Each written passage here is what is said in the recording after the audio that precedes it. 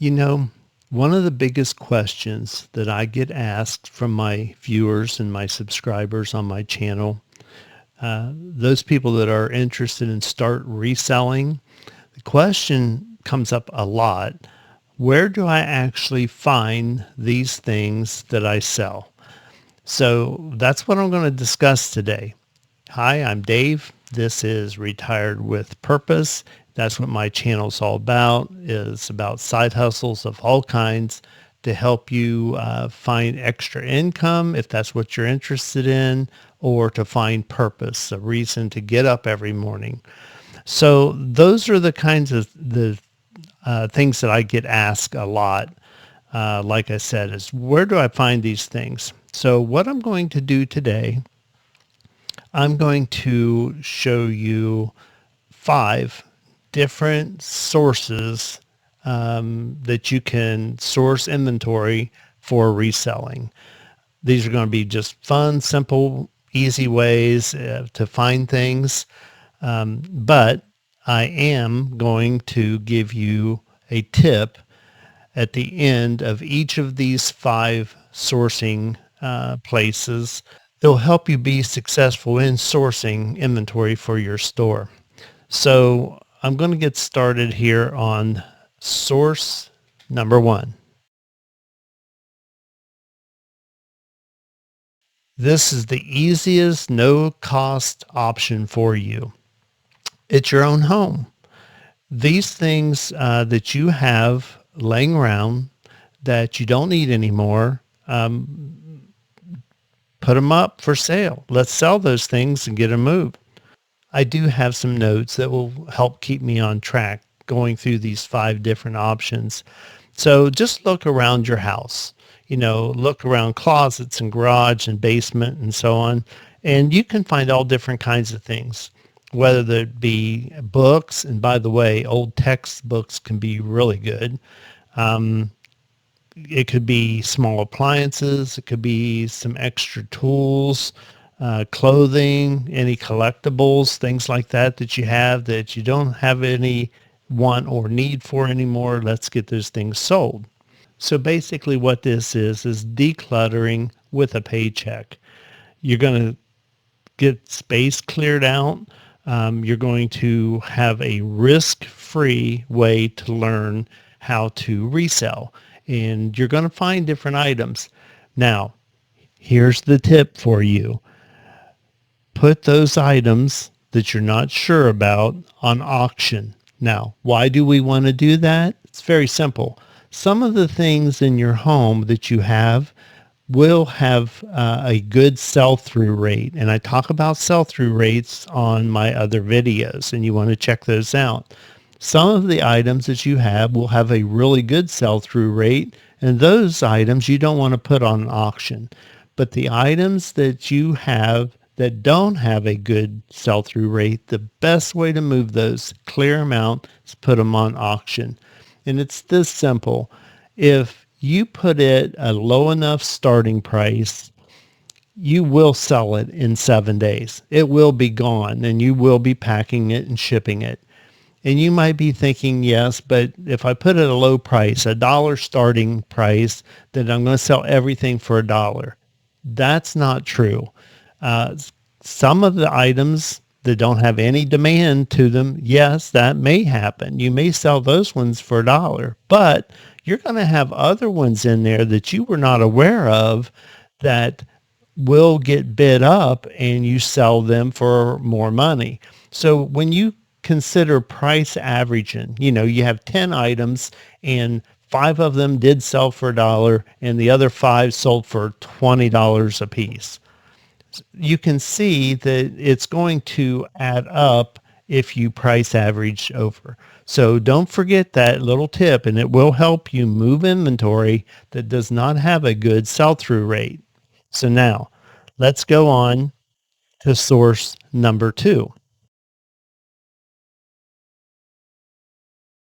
That is friends and family that are downsizing. You'll hear it in regular conversations. We all know people who are downsizing. They're moving. They're cleaning out. And these can be retirees or just friends and family, like I say, and you can help them clear out that space. You can find items to resell. Now, not always, but a lot of times people will be glad to hear that you do that and that you can help them sell and get rid of things because they don't know how to resell items. So, it can really help them and it can help you too. They don't want to toss things and you can actually monetize those items for them. So the tip, we want to be proactive. When you're talking to friends and family, don't let it stop there. Ask your friends and your family, do you know other people who are downsizing, who want to thin things out, minimalizing things? There's leads for you to go on and find other sources. So don't forget that you want to be proactive when you're talking to your friends and family. And now let's go on to the next source. Source number 3. On source number 3, what we're going to look at are thrift stores and charities shops of all different kinds. In my local area, I have a charity that is set up for our local dog shelter. And it's a thrift store, but not a typical thrift store like a Goodwill or something like that. And these are all around the country. So that's the one we're going to look at next. This is our third source. And the nice thing about this type of a source, it's a treasure hunt. You never know what you're going to find. I find many of my BOLO items at thrift stores. So you can buy something, for $5 and turn it into $40. And I have other videos showing step by step how I do that. Now let's talk about the tip for source number 3. It's very simple. A lot of resellers overlook thrift stores when the garage sale and yard sale season hits. That's a bad mistake. Where do you think those items go of the yard sales and garage sales that they did not sell? They donate them to the thrift stores. So the thrift stores can be moving through a lot of good items that the resellers are not even checking into. They are going out and looking at garage sales and yard sales, which they're great, but don't overlook those thrift stores in yard sale and garage sale season. Which brings me to source number 4. You got it. It's garage sales and yard sales. This is weekend fun. Weather's nice. You get out there and you find all different kinds of good items to sell. Many people who are having yard sales and garage sales, you have to understand they want rid of these items. Many people, that's why they're having a yard sale. They don't want to put them back in their home or in their garage when the sale's over. So these are really good places to find really good items cheap.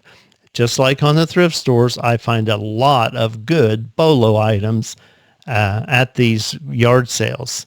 So they're just little treasure hunts right there in your own neighborhood. And often people will sell things for pennies that have absolutely great profit potential because they don't want to go through the reselling of, listing things on eBay. They just don't want to do that. They just want to get rid of the items. And those items that don't sell, you know what they're going to do? We just talked about it. They're going to donate them. So that's why we don't want to forget those thrift stores. Many times on yard sales, I pick up items that are $1 or $2, or a golf club set that was $20 at a yard sale that sold for $200. It's amazing what you can pick up at a yard sale. Let's look at the tip for this source. You want to go late.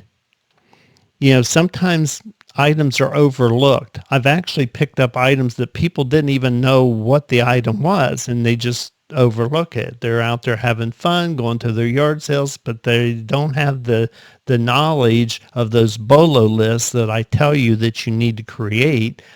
Again, if you're new to this, BOLO means be on the lookout, and you can create your own BOLO list, and you can find these items at these yard sales and these garage sales. But go late. Those things get overlooked, and that's when the yard sale, garage sale attendants are wanting to get rid of them. Last day, last hours, they will let them go really cheap. So there's your tip on this source. So that brings us to source number 5.